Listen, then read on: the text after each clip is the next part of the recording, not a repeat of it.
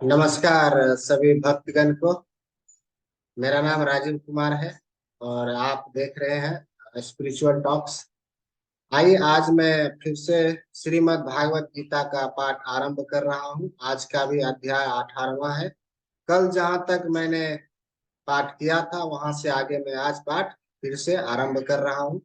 आइए मेरे साथ बने रहिए अगले 40 से 50 मिनट और इस क्षमा कीजिएगा, परम दिव्य ज्ञान का लाभ उठाइए।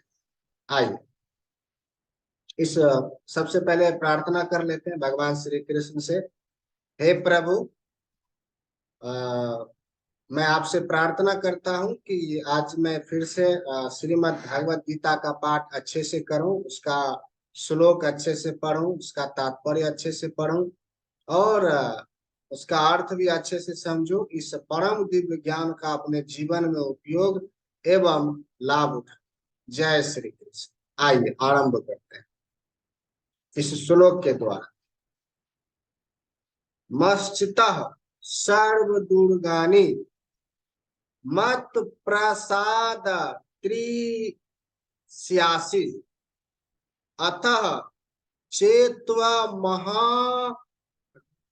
महारंगरत्न श्रेयासि विनश्रेष्यासि।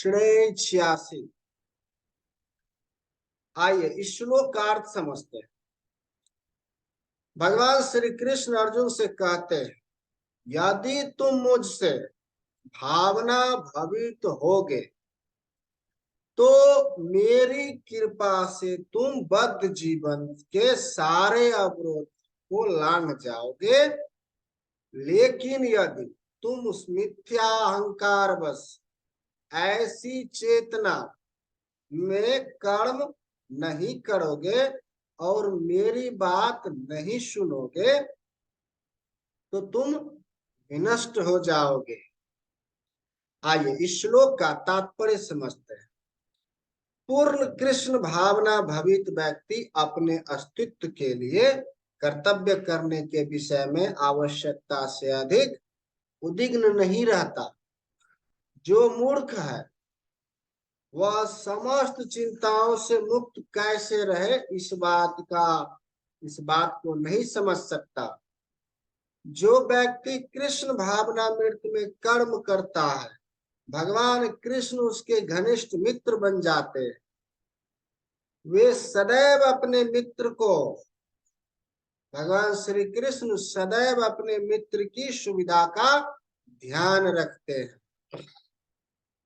और जो मित्र चौबीसों घंटे उन्हें प्रसन्न करने के लिए निष्ठा पूर्वक कार्य में लगा रहता है, वे उसके आत्मदान, क्षमा कीजिएगा, वे उसको आत्मदान कर देते हैं। अतएव किसी को देहात्म बुद्धि के मिथ्या अहंकार में नहीं बह जाना चाहिए। उसे झूठे ही यह नहीं सोचना चाहिए कि वह प्रकृति के नियमों से स्वतंत्र है या कर्म करने के लिए मुक्त है। वह पहले से कठोर भौतिक नियमों के अधीन है। लेकिन जैसे ही वह कृष्ण भावना भवित होकर कर्म करता है तो वह भौतिक दुश्चिंताओं से मुक्त हो जाता है। मनुष्य को यह भली भांति जान लेना चाहिए कि जो कृष्ण भावना मृत्यु में सक्रिय नहीं है, वह जन्म मृत्यु रूपी सागर के की भंवर में पड़कर अपना विनाश कर रहा है। कोई भी बद्ध जीव यह सही सही नहीं जानता कि क्या करना है और क्या नहीं करना है। लेकिन जो व्यक्ति कृष्ण भावना भावित होकर कर्म अंतर से करता है, वह कर्म करने के लिए मुक्त है, क्योंकि प्रत्येक किया हुआ कर्म कृष्ण द्वारा प्रेरित तथा गुरु द्वारा पुष्ट होता है। आइए अगले श्लोक का पाठ करते हैं। यद वारं कर्माश्रित्य न योतस्य इति मन्यसे मिथ्येष व्यवसायस्ते प्रकृतिस्तत्वम नियोज्यति। आइए इस श्लोक का अर्थ समझते हैं। भगवान श्री कृष्ण अर्जुन से कहते हैं, यदि तुम मेरे निर्देशानुसार कर्म नहीं करते और युद्ध में प्रवृत्त नहीं होते हो तो तुम कुमार्ग पर जाओगे, तुम्हें अपने स्वभाववश युद्ध में लगना होगा। आइए इस श्लोक का तात्पर्य समझते हैं। अर्जुन एक सैनिक था और क्षत्रिय स्वभाव लेकर जन्मा था। अतएव उसका स्वाभाविक कर्तव्य था कि वह युद्ध करे, लेकिन मिथ्या अहंकार वह डर रहा था कि अपने गुरु पितामह तथा मित्रों का वध करके वह पाप का भागी होगा। वास्तव में वह अपने आप को अपने कर्मों का स्वामी जान रहा, मानो वही ऐसे कर्मों के अच्छे बुरे फलों का निर्देशन कर रहा। वह भूल गया कि वहां पर साक्षात भगवान उपस्थित हैं और उसे युद्ध करने का आदेश दे रहे हैं। वह यही है बुद्ध जीव की विस्मृति। पर परम पुरुष निर्देश देते हैं कि क्या अच्छा है और क्या बुरा है, और मनुष्य को जीवन सिद्धि प्राप्त करने के लिए केवल कृष्ण भावनामृत में कर्म करना होता है। कोई भी अपने भाग्य का निर्णय ऐसे नहीं कर सकता जैसे भगवान कर सकते हैं। अतएव सर्वोत्तम मार्ग यही है कि परमेश्वर से निर्देशन प्राप्त करके कर्म किया जाए। भगवान या भगवान के प्रतिनिधि स्वरूप गुरु के आदेश की वह कभी भी उपेक्षा न करें। भगवान के आदेश को बिना किसी हिचक के पूरा करने के लिए वह कर्म करे। इससे सभी परिस्थितियों में सुरक्षित रहा जा सकेगा। आइए अगले श्लोक का पाठ करते हैं। स्वभाव जैन कौन्तेय निबद्धा स्वेन कर्मणा कर्तु नेच्छसि यान मोहात कारस्य अस्य वशोऽपि तत्। आइए इस श्लोक का अर्थ समझते हैं। इस समय भगवान श्री कृष्ण अर्जुन से कहते हैं, इस समय तुम मोहवश मेरे निर्देशानुसार कर्म करने से मना कर रहे हो, लेकिन हे कुंती पुत्र, तुम अपने ही स्वभाव से उत्पन्न कर्म द्वारा बाध्य होकर वही सब करोगे। आइए इस श्लोक का तात्पर्य समझते हैं।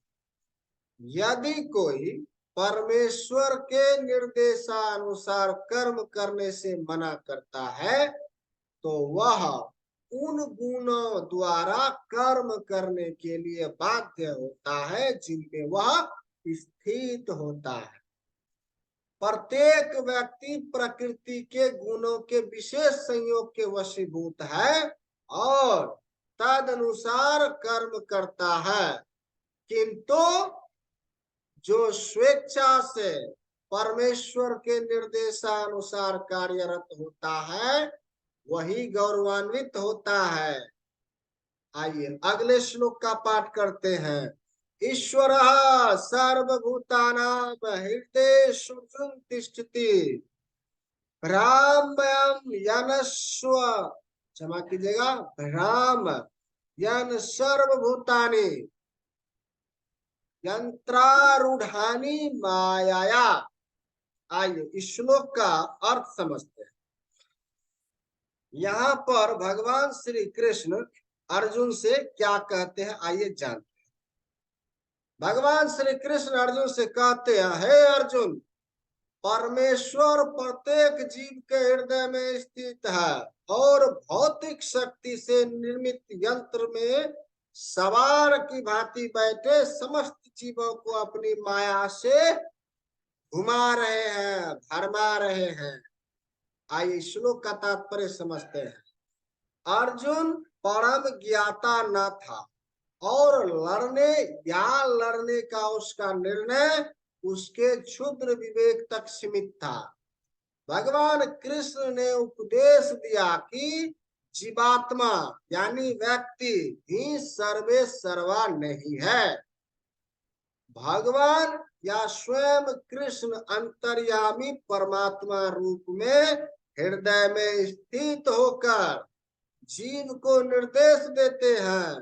शरीर परिवर्तन होते ही जीव अपने विगत कर्मों को भूल जाता है, लेकिन परमात्मा जो भूत, वर्तमान तथा भविष्य का ज्ञाता है, उसके समस्त कार्यों का साक्षी रहता है। अतएव जीवों के सभी कार्यों का संचालन इसी परमात्मा द्वारा होता है।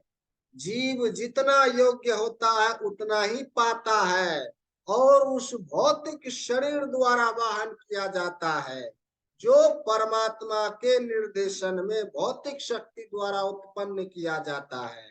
वह शारीरिक अवस्था के अंतर्गत कार्य करना प्रारंभ कर देता है। अत्यधिक तेज मोटर कार में बैठा व्यक्ति कम तेज कार में बैठे व्यक्ति से अधिक तेज जाता है।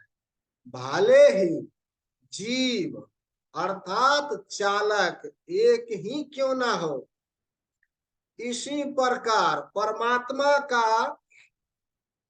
परमात्मा के आदेश से भौतिक प्रकृति एक विशेष प्रकार के जीव के लिए एक विशेष शरीर का निर्माण करती है, जिससे वह अपनी पूर्व इच्छाओं के अनुसार कर्म कर सके।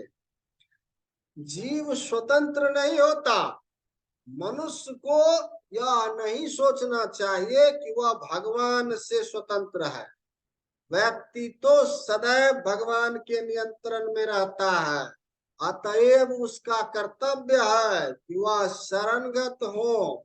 और अगले श्लोक में यही आदेश है।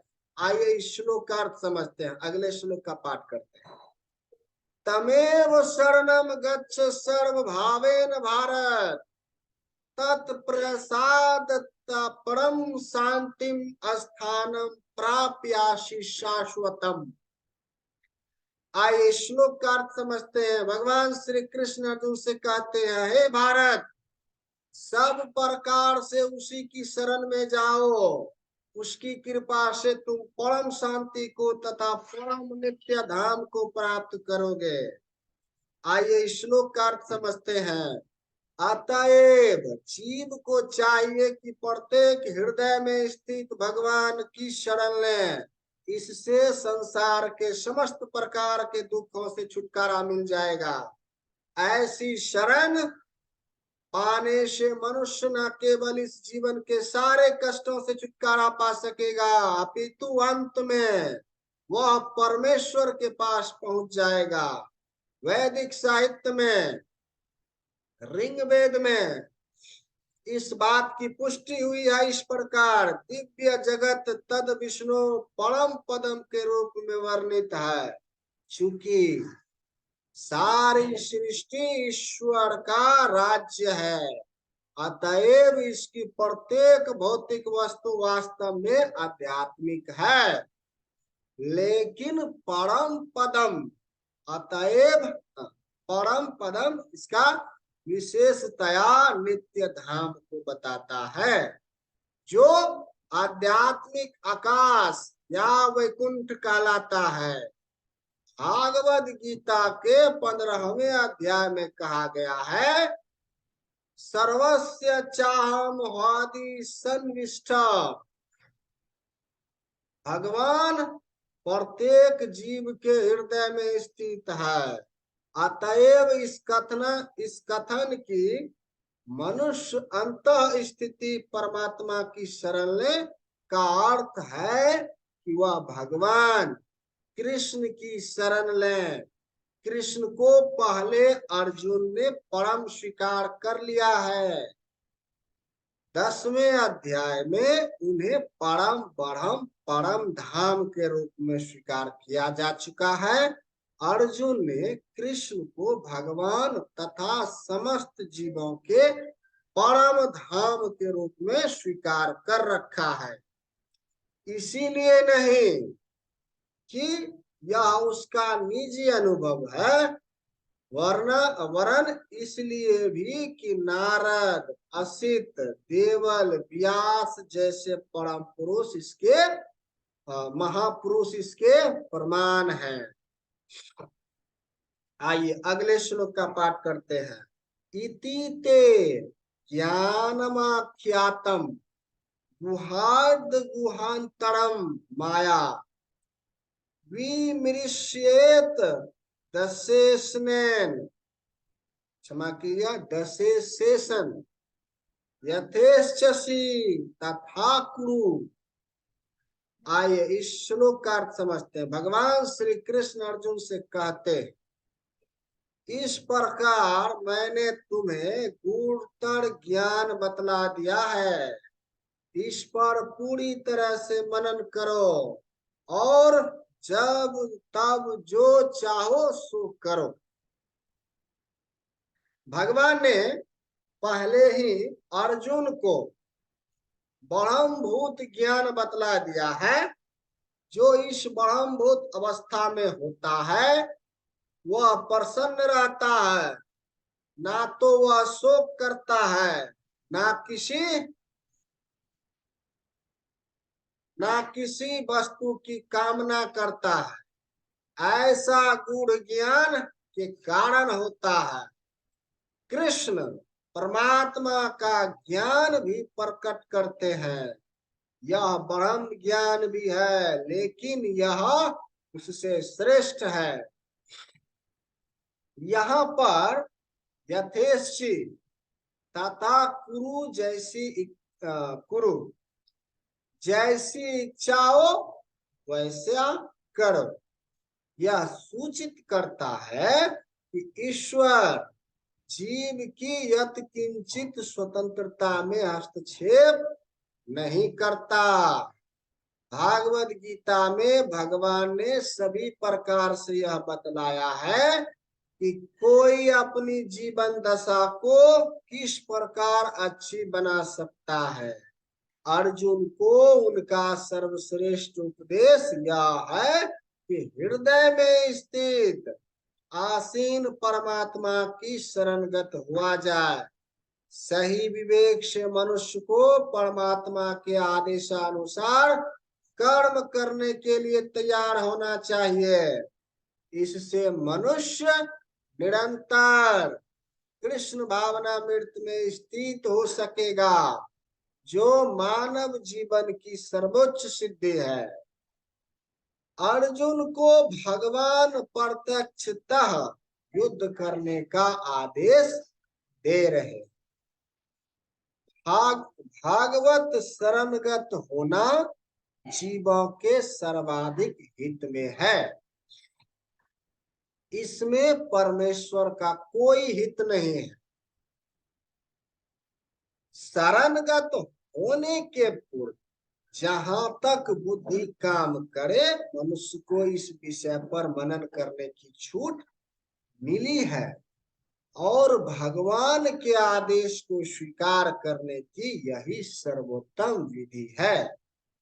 ऐसा आदेश कृष्ण के परमाणिक प्रतिनिधि स्वरूप गुरु के माध्यम से प्राप्त होता है। आइए अगले श्लोक का पाठ करते हैं। सर्वगुणतम भूया शृणु में परम वचः इष्टोषि में दृढ़मिति ततो व्याख्यामि ते हितम। इस प्रकार भगवान श्री कृष्ण अर्जुन से कहते हैं, चूंकि तुम मेरे अत्यंत प्रिय मित्र हो, अतएव मैं तुम्हें अपना परम आदेश जो सर्वाधिक गूढ़ ज्ञान है बता रहा हूं। इसे अपने हित के लिए सुनो। अर्जुन को, आइए तात्पर्य समझते हैं। अर्जुन को गूढ़ ज्ञान, ब्रह्म ज्ञान तथा गूढ़तर ज्ञान परमात्मा ज्ञान प्रदान करने के बाद भगवान अब उसे गुणतम ज्ञान प्रदान करने जा रहे हैं। यह है भगवान के शरणगत होने का ज्ञान। 9वें अध्याय के अंत में उन्होंने कहा था, मन मन सदैव मेरा चिंतन करो। उसी आदेश को यहाँ पर भागवत गीता के सार के रूप में जोड़ देने के लिए दोहराया जा रहा है। यह सार सामान्य जन की समझ में नहीं आता, लेकिन जो कृष्ण को सचमुच अत्यंत प्रिय है, कृष्ण का शुद्ध भक्त है, वह समझ लेता है। सारे वैदिक साहित्य में यह सर्वाधिक महत्वपूर्ण उपदेश है, आदेश है। इस प्रसंग में जो कुछ कृष्ण कहते हैं वह ज्ञान का सर्वाधिक महत्वपूर्ण अंश है, और इसका पालन न केवल अर्जुन द्वारा होना चाहिए अपितु समस्त जीवों द्वारा होना चाहिए। आइए अगले श्लोक में इस गुणतम ज्ञान का बात जानते हैं।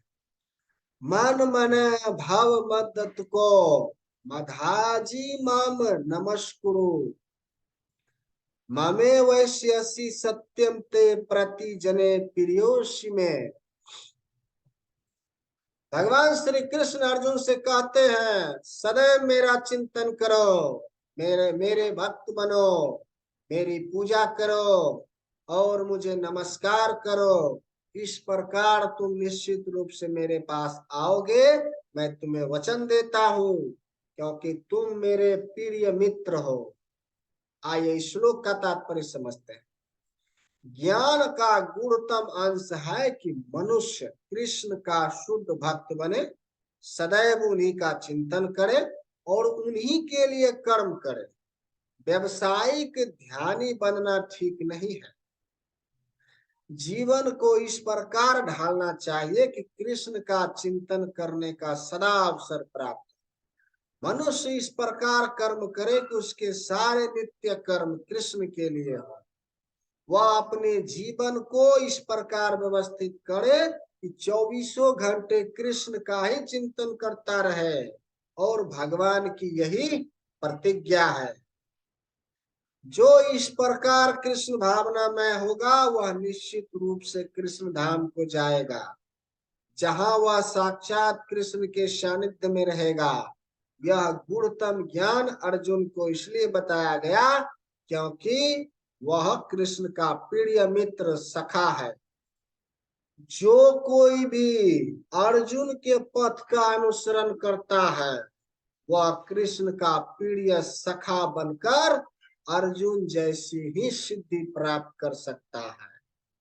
ये शब्द इस बात पर बल देते हैं कि मनुष्य को अपना मन उस कृष्ण पर एकाग्र करना चाहिए जो दोनों हाथों से वंशी धारण किए, सुंदर मुख वाले तथा अपने बालों में मोर पंख धारण किए हुए सांवले बालक के रूप में है।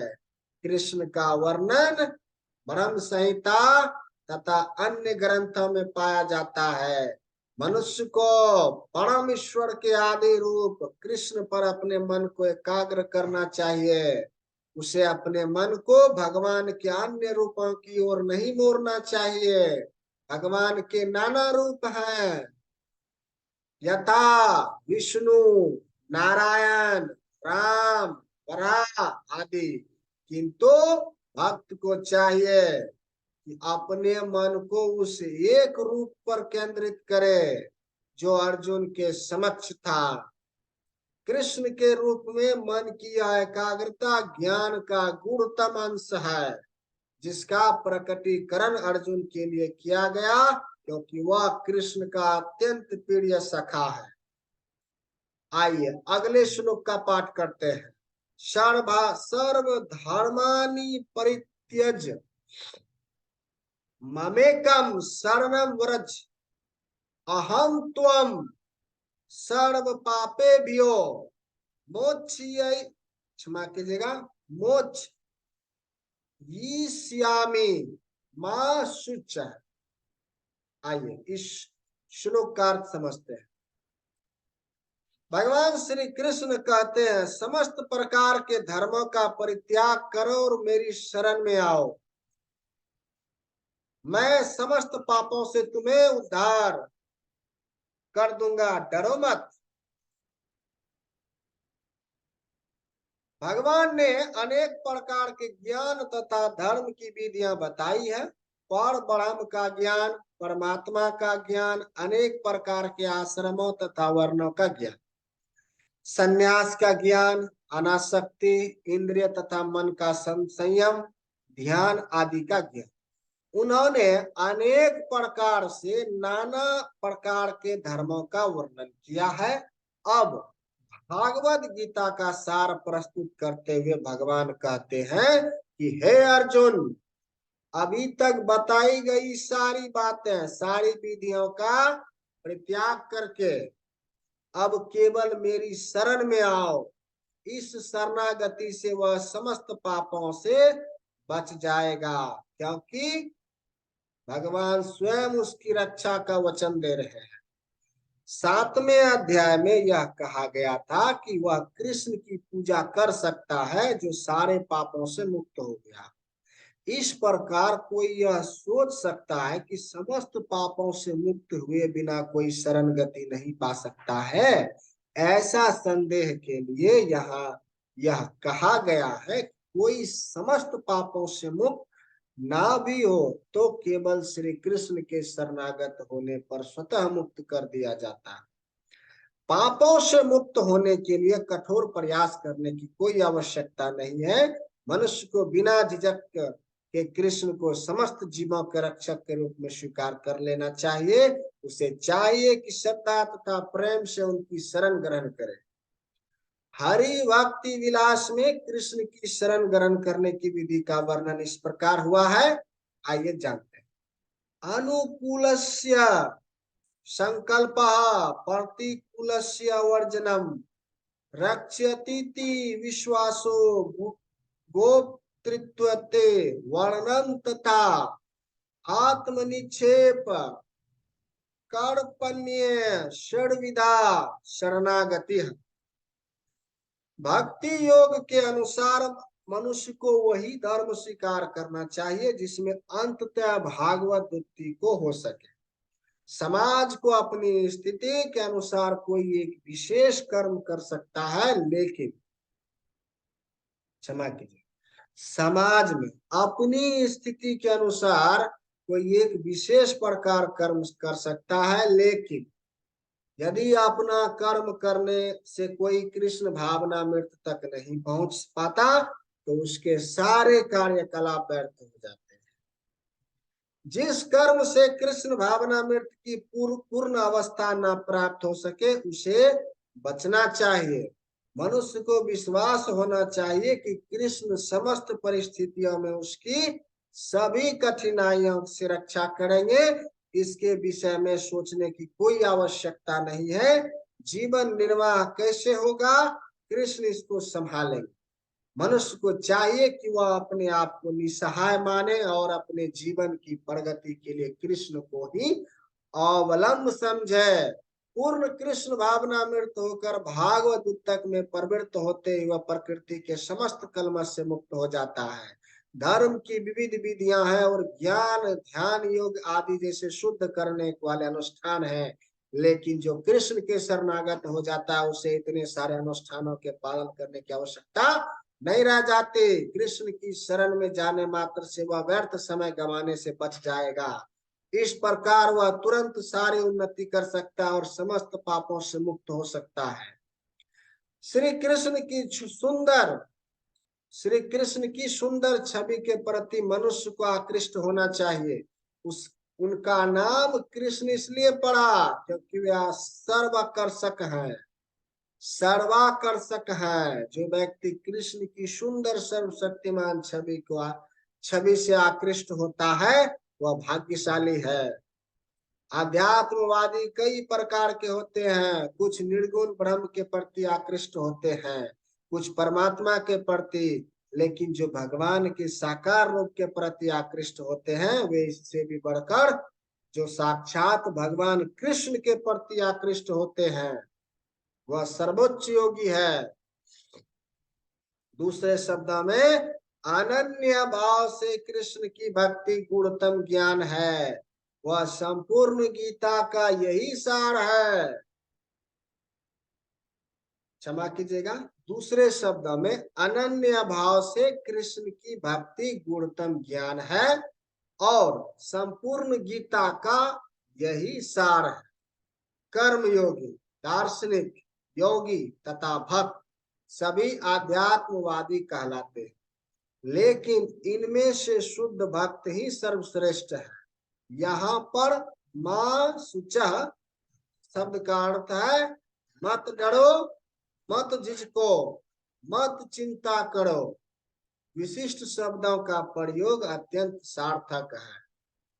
मनुष्य को यह चिंता होती है कि वह किस प्रकार सारे धर्मों को त्यागे और एकमात्र कृष्ण की शरण में जाए, लेकिन ऐसी चिंता व्यर्थ है। आइए अगले श्लोक का पाठ करते हैं। इदम ते नात पाकस्य ना भक्त्या कदाचन ना चाश्रुश्रुष्वे वाच्यम ना च मम यो व्यसुति योभ्य सूयते। आइए श्लोक का अर्थ समझते हैं। यह गुण ज्ञान उन सबको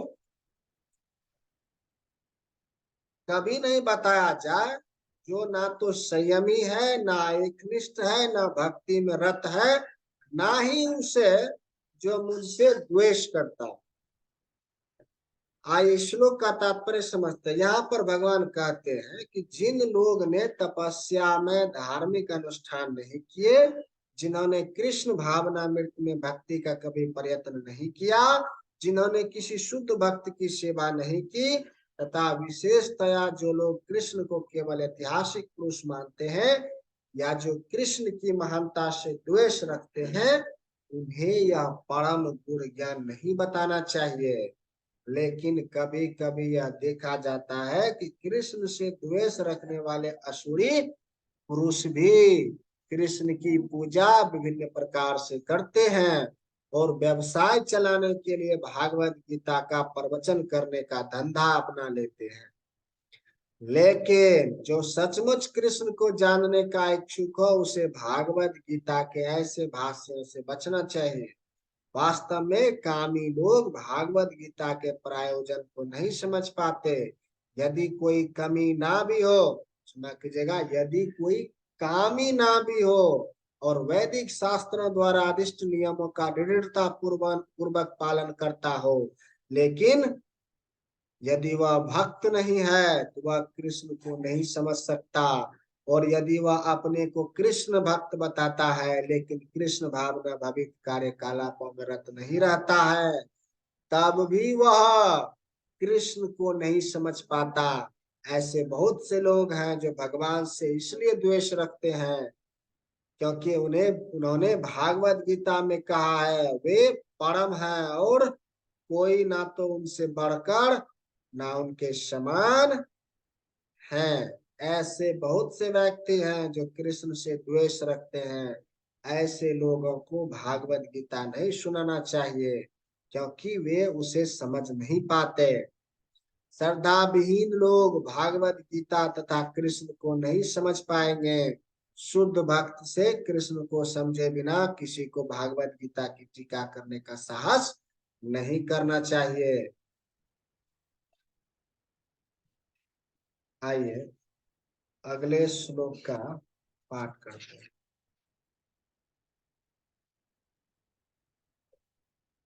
या इदम परम गुणम मत्तके स्वभिध्यास्ते भक्तिम मयि परम कृत्वा ममे वैश्य तत्संयम। क्षमा कीजिए, त्या संयसः। इस श्लोक का अर्थ समझते हैं। जो व्यक्ति भक्तों को यह परम रहस्य बताता है वह शुद्ध भक्ति को प्राप्त करेगा और अंत में वह मेरे पास वापस आएगा। ऐसा बात भगवान श्री कृष्ण अर्जुन से कहते हैं। तात्पर्य यह है, सामान्यतः यह उपदेश दिया जाता है कि केवल भक्तों के बीच में भागवत गीता की विवेचना की जाए, क्योंकि जो लोग भक्त नहीं है वे ना तो कृष्ण को समझेंगे ना ही भागवत गीता को। जो लोग कृष्ण को तथा भागवत गीता की यथारूप में स्वीकार नहीं करते, उन्हें मनमाने ढंग से भागवत गीता की व्याख्या करने का करने का अपराध मोल नहीं लेना चाहिए। भागवत गीता की विवेचना उन्हीं से की जाए जो कृष्ण को भगवान के रूप में स्वीकार करते हैं और करने के लिए तैयार हो। एकमात्र भक्तों का विषय है, यह एकमात्र भक्तों का विषय है, दार्शनिक चिंतनों का नहीं। लेकिन जो कोई भी भागवत गीता को यथारूप में प्रस्तुत करने का सच्चे मन से प्रयास करता है, वह भक्ति के कार्यकलापों में प्रगति करता है और शुद्ध भक्ति में जीवन को प्राप्त होता है। ऐसी शुद्ध भक्ति के फलस्वरूप उसका भागवत धाम जाना निश्चित है, ध्रुव है।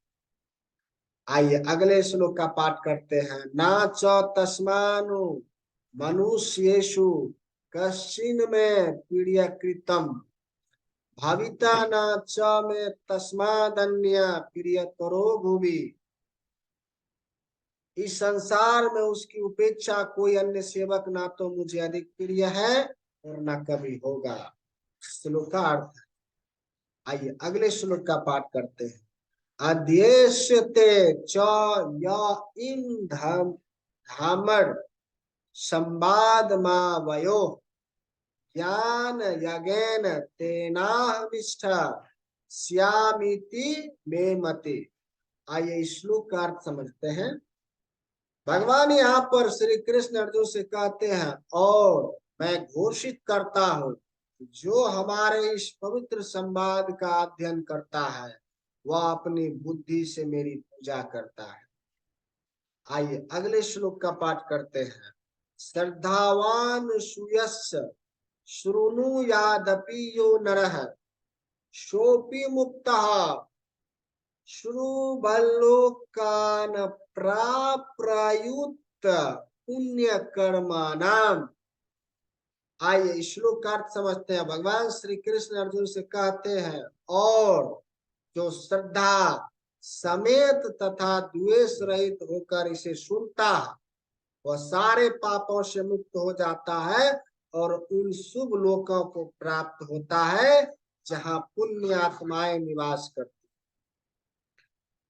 इस अध्याय के 67वें श्लोक में भगवान ने स्पष्टतः मना किया कि जो लोग उनसे द्वेष रखते हैं उन्हें गीता न सुनाई जाए।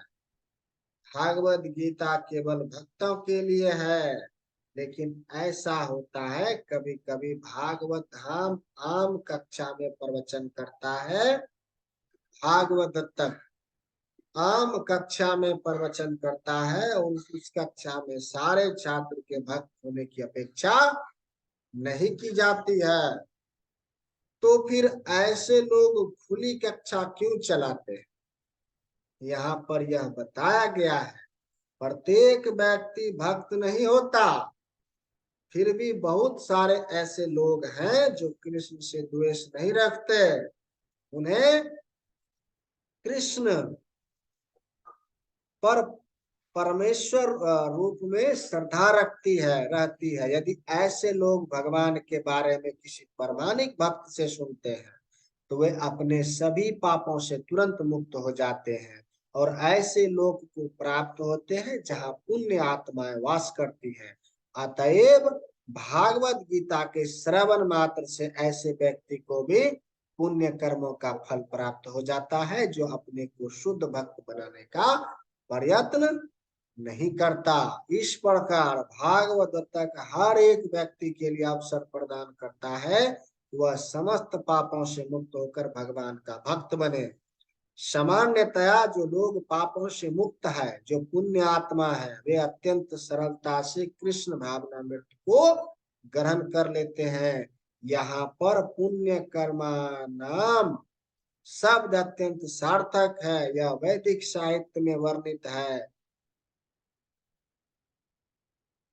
अश्वमेध यज्ञ जैसे महान यज्ञों का सूचक है। जो भक्ति का आचरण करने वाले पुण्य आत्मा हैं किंतु शुद्ध नहीं होते, वे ध्रुव लोक को प्राप्त होते हैं। जहाँ ध्रुव महाराज की अध्यक्षता होती है वो भगवान के महान भक्त हैं और उनका अपना विशेष लोक है जो ध्रुव तारा या ध्रुव लोक लोक कहलाता है। आइए अगले श्लोक का पाठ करते हैं। कश्चिदेत चुंत पार्थ तव्य एकाग्रेण चेतसा कश्चिदाज्ञान सम्मोह प्रनष्टस्ते धनंजय। भगवान कहते हैं अर्जुन से, हे पृथापुत्र, हे धनंजय, क्या तुमने इस शास्त्र को एकाग्र चित्त होकर सुना और क्या अब तुम्हारा अज्ञान तथा मोह दूर हो गया। भगवान तात्पर्य समझता है, भगवान अर्जुन के गुरु का काम कर रहे थे, अतएव यह उनका धर्म था कि अर्जुन से पूछते कि उसने पूरी भागवत गीता सही ढंग से समझ ली है या नहीं। यदि नहीं समझी है तो भगवान उसे फिर से किसी अंश विशेष या पूरी भागवत गीता बताने को तैयार है। वस्तुतः जो व्यक्ति कृष्ण जैसे परमानेक गुरु या उनके प्रतिनिधि से भागवत गीता को सुनता है उसका सारा अज्ञान दूर हो जाता है। भागवत गीता कोई सामान्य ग्रंथ नहीं है जिसे किसी कवि या उपन्यासकार ने लिखा। इसे साक्षात भगवान ने कहा है। जो भाग्यशाली व्यक्ति है इन उपदेशों को कृष्ण से या उनके किसी परमानेक आध्यात्मिक प्रतिनिधि से सुनता है, वह अवश्य है मुक्त पुरुष बनकर अज्ञान के अंधकार को पार कर लेता है। अब आइए अर्जुन, भगवान श्री कृष्ण ने जब अर्जुन से पूछा कि तुमने भागवत गीता सही से समझ ली है या नहीं, तब अर्जुन उनका उत्तर देते हैं इस प्रकार इस श्लोक के द्वारा। नष्टो मोहः स्मृति लब्धा त्वा तत्प्रसादन्य मायाच्युत स्थितोषिम गत संदेह करिष्ये वचनम तब। आइए अब अर्जुन ने कहा, हे कृष्ण, हे अच्युत, अब मेरा मोह दूर हो गया। आपके अनुग्रह से मुझे मेरी स्मरण शक्ति वापस मिल गई। अब मैं संशय रहित तथा दृढ़ हूं और आपके आदेशानुसार कर्म करने के लिए उद्यत। आइए इस श्लोक का तात्पर्य समझते हैं। जीव जिसका प्रतिनिधित्व अर्जुन कर रहा है उसका स्वरूप यह है कि वह परमेश्वर के आदेशानुसार कर्म करे। वह आत्मानुशासन संयम के लिए बना है।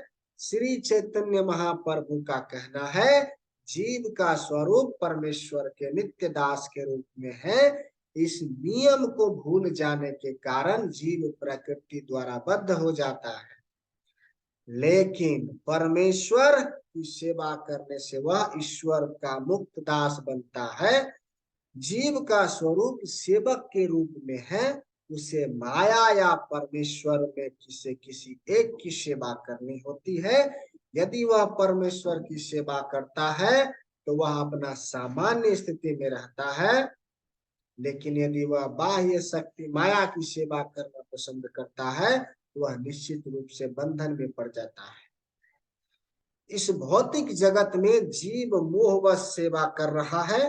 वह काम तथा इच्छाओं से बंधा हुआ है, फिर भी वह अपने को जगत का स्वामी मानता है। यही मोह कहलाता है।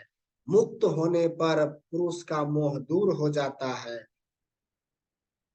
और वह स्वेच्छा से भगवान की इच्छा अनुसार कर्म करने के लिए परमेश्वर की शरण ग्रहण करता है। जीव को फंसाने का माया का अंतिम पासा यह धारणा है कि वह ईश्वर है। जीव सोचता है अब वह बद्ध जीव नहीं रहा, अब तो वह ईश्वर है। वह इतना मूर्ख होता है कि वह यह नहीं सोच पाता है कि यदि वह ईश्वर होता तो इतना संशयग्रस्त क्यों रहता। वह इस पर विचार नहीं करता है। इसलिए यही माया का अंतिम पास होता है। वस्तुतः माया से मुक्त होना भगवान श्री कृष्ण को समझना है और उनके आदेशानुसार कर्म करने के लिए सहमत। इस श्लोक में मोह शब्द का शब्द जो अत्यंत महत्वपूर्ण है। मोह का ज्ञान, मोह ज्ञान का विरोधी होता है। वास्तविक ज्ञान तो यह समझना है कि प्रत्येक जीव भगवान का शाश्वत सेवक है, लेकिन जीव अपने को इस स्थिति में न समझकर सोचता है कि वह सेवक नहीं अपितु इस जगत का स्वामी है, क्योंकि वह प्रकृति पर प्रभुत्व जताना चाहता है। यह मोह भागवत कृपा से या शुद्ध भक्त की कृपा से जीता जा सकता है। इस मोह के दूर होने पर मनुष्य कृष्ण भावना मृत में कर्म करने के लिए राजी हो जाता है। कृष्ण के आदेशानुसार कर्म करना कृष्ण भावना मृत है। बुद्ध जीव माया द्वारा मोहित होने के कारण यह जान नहीं पाता कि परमेश्वर स्वामी है जो ज्ञानमय है और सर्वशक्तिमान है। वे अपने भक्तों को जो कुछ चाहे दे सकते हैं। वे सबके मित्र हैं और भक्तों पर विशेष कृपालु रहते हैं। वे प्रकृति तथा समस्त जीवों के अधीक्षक हैं। वे अक्षय काल के नियंत्रक हैं और समस्त ऐश्वर्यों एवं शक्तियों से पूर्ण हैं। भगवान भक्त को आत्मसमर्पण भी कर सकते हैं। जो उन्हें नहीं जानता वह मोह के वश में है। वह भक्त नहीं बल्कि माया का सेवक बन जाता है। लेकिन अर्जुन भगवान से भागवत गीता सुनकर समस्त मोह से मुक्त हो गया है। वह यह समझ गया है कि कृष्ण केवल उसके मित्र ही नहीं बल्कि भगवान है और वह कृष्ण को वास्तव में समझ गया। अतएव भागवत गीता का पाठ करने का अर्थ है कृष्ण को वास्तविकता के साथ जानना। जब व्यक्ति को पूर्ण ज्ञान होता है वह स्वभावतः कृष्ण को आत्मसमर्पण करता है।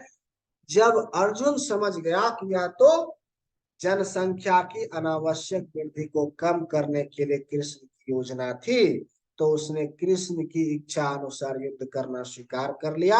उसने पुनः भगवान के आदेशानुसार युद्ध करने के लिए अपना धनुष बाण ग्रहण कर लिया। अब यहाँ से संजय का उपवाच होता है। अब आइए क्या उपवाच होता है। इतयम वासुदेवस्य पार्थस्य च महात्मनम संवादमिम श्रूभ बोधतम रोम शरणम रोम हर्षणम।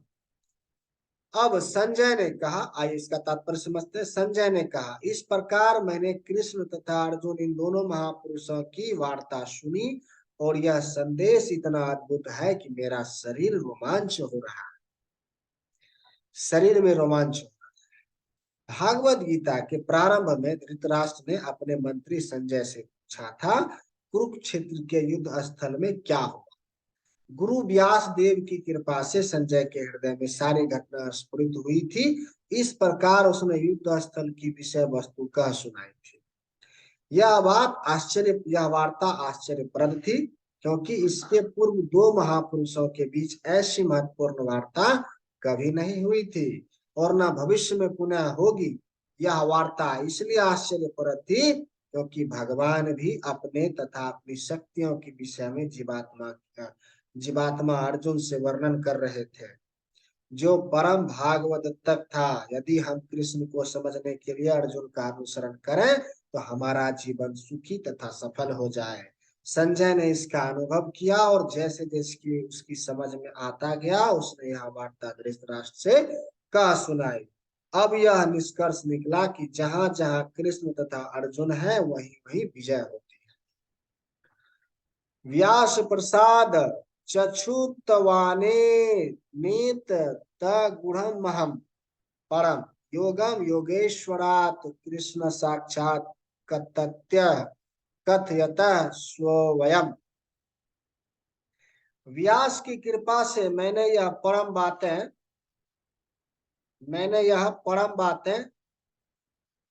गुण बातें साक्षात योगेश्वर कृष्ण के मुख से अर्जुन के प्रति कही जाती हुई सुनी। ऐसा बात संजय ने धृतराष्ट्र से कहा। आइए इस श्लोक का तात्पर्य समझते हैं। व्यास संजय के गुरु थे और संजय स्वीकार करते हैं कि व्यास की कृपा से ही वे भगवान को समझ सके। इसका अर्थ यह हुआ कि गुरु के माध्यम से ही कृष्ण को समझना चाहिए, प्रत्यक्ष रूप से नहीं। गुरु स्वच्छ माध्यम है, यद्यपि अनुभव फिर भी प्रत्यक्ष ही होता है। गुरु परंपरा का यही रहस्य है। जब गुरु प्रमाणिक हो तो भागवत गीता का प्रत्यक्ष श्रवण किया जा सकता है, जैसा अर्जुन ने किया। संसार भर में अनेक योगी हैं, लेकिन कृष्ण योगेश्वर है। उन्होंने भागवत गीता में स्पष्ट उपदेश दिया है, मेरी शरण में आओ, जो ऐसा करता है वह सर्वोच्च योगी है। छठे अध्याय के अंतिम श्लोक में इसकी पुष्टि हुई है, योगी नाम अपि सर्वेशाम। नारद कृष्ण के शिष्य हैं और व्यास के गुरु, अतएव व्यास अर्जुन के ही समान प्रमाणिक हैं, क्योंकि वे गुरु परंपरा में आते हैं। और संजय व्यास देव के शिष्य हैं, अतएव व्यास की कृपा से संजय की इंद्रियां विमल हो सके और वे कृष्ण का साक्षात दर्शन कर सके तथा उनकी वार्ता सुन सके। जो व्यक्ति कृष्ण का प्रत्यक्ष श्रवण करता है वह इस गुण ज्ञान को समझ सकता है। यदि वह गुरु परंपरा में ना होता तो वह कृष्ण की वार्ता नहीं सुन सकता। अतएव इसका ज्ञान सदैव अधूरा रहता, विशेषतया जहां तक भागवत गीता समझने का प्रश्न है। भागवत गीता में योग की समस्त पद्धतियों का, कर्म योग, ज्ञान योग तथा भक्ति योग का वर्णन हुआ है। श्री कृष्ण इन समस्त योगों के स्वामी हैं, लेकिन यह समझ लेना चाहिए कि जिस तरह अर्जुन कृष्ण को प्रत्यक्ष समझ सकने के लिए भाग्यशाली था, उसी प्रकार व्यास देव की कृपा से संजय भी कृष्ण को साक्षात सुनने में समर्थ हो सके। वस्तुतः कृष्ण से प्रत्यक्षतः सुनने एवं व्यास जैसे गुरु के माध्यम से प्रत्यक्ष सुनने में कोई अंतर नहीं। गुरु भी व्यास देव का प्रतिनिधि होता है। अतएव वैदिक पद्धति के अनुसार अपने गुरु के जन्म दिवस पर शिष्यगण व्यास पूजा नामक उत्सव रचाते हैं। आइए अगले श्लोक का पाठ करते हैं।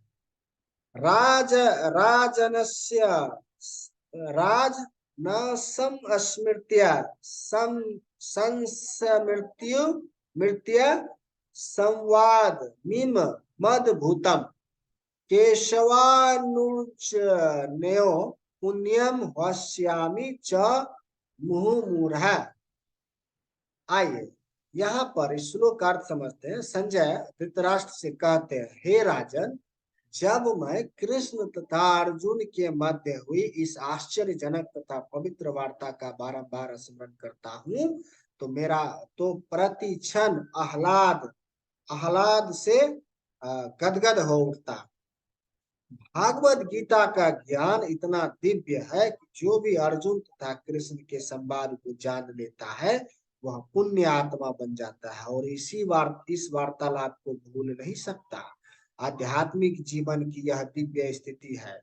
दूसरे शब्दों में, जब कोई गीता को सही स्रोत से अर्थात प्रत्यक्ष कृष्ण से सुनता है तो उसे पूर्ण कृष्ण भावनामृत प्राप्त होता है।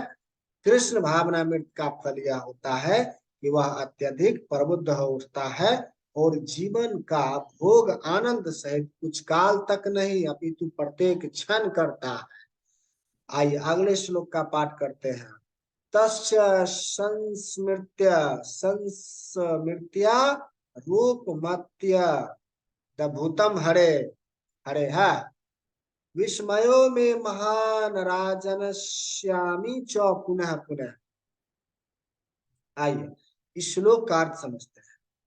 यहाँ पर संजय कहते हैं, हे राजन, भगवान कृष्ण के अद्भुत रूप का स्मरण करते ही मैं अधिकाधिक आश्चर्यचकित होता हूँ और पुनः पुनः हर्षित होता हूँ। तात्पर्य समझते हैं। आइए, ऐसा प्रतीत होता है व्यास की कृपा से संजय ने भी अर्जुन को दिखाए गए कृष्ण के विराट रूप को देखा था। निसंदेह यह कहा जाता है कि इसके पूर्व भगवान कृष्ण ने कभी ऐसा रूप प्रकट नहीं किया था। यह केवल अर्जुन को दिखाया गया था, लेकिन उस समय कुछ महान भक्त भी उसे देख सके थे तथा व्यास उनमें से एक थे। वे भगवान के परम भक्तों में से हैं और कृष्ण के शक्त्यावेश अवतार माने जाते हैं। व्यास ने इसे अपने शिष्य संजय के समक्ष प्रकट किया, जिन्होंने अर्जुन को प्रदर्शित किए गए कृष्ण के इस अद्भुत रूप को स्मरण रखा और वे बारंबार उसका आनंद उठा रहे। आइए 18वें अध्याय का अंतिम श्लोक का पाठ करते हैं। यत्र योगेश्वरः कृष्णो यत्र पार्थो धनुर्धरः तत्र श्री विजयो भूतिर्धुर्वा नीतिमर्तित मर्मम। आइए, इस श्लोक का अर्थ है, जहां योगेश्वर कृष्ण है और जहां परम धनुर्धर अर्जुन है, वहीं ऐश्वर्य, विजय, अलौकिक शक्ति तथा नीति भी निश्चित रूप से रहती है, ऐसा मेरा मत है। यह बात संजय धृतराष्ट्र से कहते। आइए इस अंतिम श्लोक का तात्पर्य समझते हैं। इस 18वें अध्याय भागवत गीता का शुभारंभ धृतराष्ट्र की जिज्ञासा से हुआ। वह भीष्म, द्रोण तथा कर्ण जैसे महारथियों की सहायता से अपने पुत्रों की विजय के प्रति आशावान था। क्षमा कीजिएगा, उसे आशा थी कि विजय उसके पक्ष में होगी, लेकिन युद्ध क्षेत्र के दृश्य का वर्णन करने के बाद संजय ने राजा से कहा, आप अपनी विजय की बात सोच रहे हैं, लेकिन मेरा मत है कि जहां कृष्ण तथा अर्जुन उपस्थित है, वहीं संपूर्ण श्री होगा। उसने प्रत्यक्ष पुष्टि की कि धृतराष्ट्र को अपने पक्ष की विजय की आशा नहीं रखनी चाहिए। विजय तो अर्जुन के पक्ष की निश्चित है, क्योंकि उसमें कृष्ण है। श्री कृष्ण द्वारा अर्जुन के सारथी का पद स्वीकार करना एक ऐश्वर्य का प्रदर्शन था। कृष्ण समस्त ऐश्वर्यों से पूर्ण है और इनमें से वैराग्य एक है। ऐसे वैराग्य के भी अनेक उदाहरण प्राप्त है, क्योंकि कृष्ण वैराग्य के भी ईश्वर है। युद्ध तो वास्तव में दुर्योधन तथा युधिष्ठिर के बीच था। अर्जुन अपने ज्येष्ठ भ्राता युधिष्ठिर की ओर से लड़ रहा था। चूंकि कृष्ण तथा अर्जुन युधिष्ठिर की ओर थे, अतएव युधिष्ठिर की विजय ध्रुव थी। युद्ध को यह निर्णय करना था कि संसार पर शासन कौन करे। संजय ने भविष्यवाणी की कि सत्ता युधिष्ठिर के हाथ में चली जाएगी। वह यहाँ पर इसकी भी भविष्यवाणी कि इस युद्ध में विजय प्राप्त करने के बाद युधिष्ठिर उत्तरोत्तर समृद्धि लाभ करेंगे, क्योंकि वे न केवल कृष्ण पुण्य आत्मा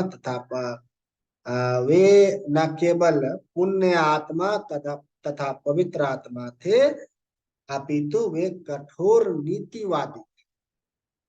उन्होंने जीवन भर कभी असत्य भाषण नहीं किया था। ऐसे अनेक अल्पज्ञ व्यक्ति हैं जो भागवत गीता को युद्ध स्थल में दो मित्रों की वार्ता के रूप में ग्रहण करते हैं, लेकिन इससे ऐसा ग्रंथ कभी शास्त्र नहीं बन सकता। कुछ लोग विरोध कर सकते हैं कि कृष्ण ने अर्जुन को युद्ध करने के लिए उकसाया, जो अनैतिक। लेकिन वास्तविकता तो यह है कि भागवत गीता नीति का परम आदेश है। यह नीति विषयक आदेश 9वें अध्याय के 34वें श्लोक में, मन मना भाव मद भक्त, मनुष्य को कृष्ण का भक्त बनना चाहिए और सारे धर्मों का सार है कृष्ण की शरणागति। सर्वधर्माना परित्यज्य ममेकम शरणम व्रज। भागवत गीता का आदेश धर्म तथा नीति की परम विधि है। अन्य सारी विधियां भले ही शुद्ध करने वाली तथा इस विधि तक ले जाने वाली हों, लेकिन गीता का अंतिम आदेश समस्त नीतियों तथा धर्मों का सार वचन है। कृष्ण की शरण ग्रहण करो या कृष्ण को आत्मसमर्पण करो, यह 18वें अध्याय का मत है। आइए अब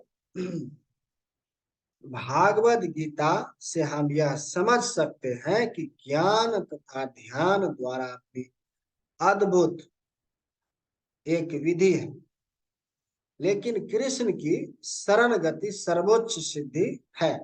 यह भागवत गीता के उपदेशों का सार है।